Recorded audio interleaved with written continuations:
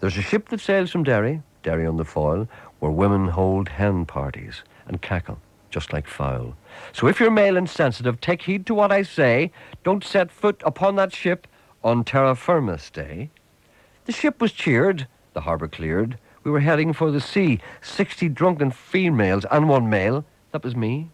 Then I saw the women laughing at a rolled-up rubber lump.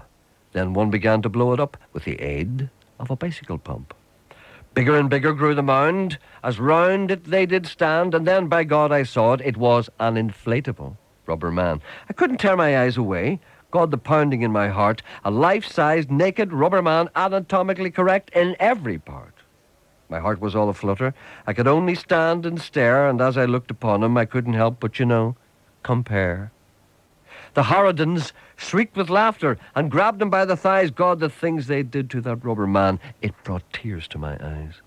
A life-size rubber mannequin was blown up by these tarts, then scorned and jeered and laughed at. Because why? Well, because of certain parts. One woman's bad enough, but when they're in a crowd, they show their true identity, and by thunder, aren't they loud?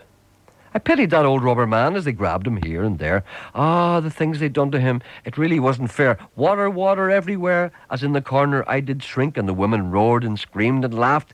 They were all the worse for drink. Will they start next on me, I thought, feeling like a foreigner, as I crossed my legs and huddled close into a darkened corner. I sat there in a panic, 'cause I knew that at this juncture I'd end up as their plaything if the rubber man should puncture. My head was in a tizzy. My colour, it was green. My only consolation, my underplants were clean. The women grabbed the rubber man and flung him way up high. There could have been an accident. Somebody could have lost an eye. Alone, alone, all alone, alone in the wide, wide sea. 60 drunken women and one male. That was me. My lips were dry, my throat was parched. My clothes were drenched with sweat as a fat woman grabbed the rubber man and called him her wee pet. She grabbed him here, she grabbed him there, she grabbed him, no! I can't say where she grabbed him, but I think, perhaps, I sat huddled in my corner, fear etched in every eye, as a woman screamed, up ye go, ye by ye! And the rubber man flew high. As down he fell, they gave a yell like hounds around a fox.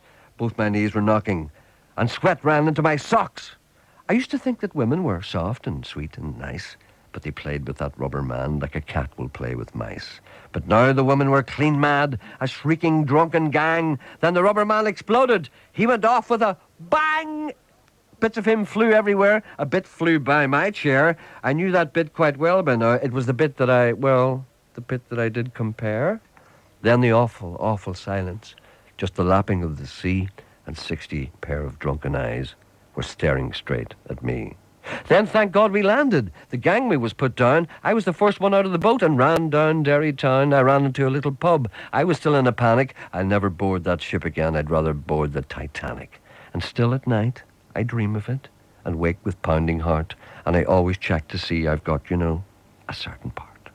Like one that, on a lonesome road, does walk in fear and dread, and having once turned round, walks on and talks, turns no more his head, because I know the rubber man doth close behind me thread.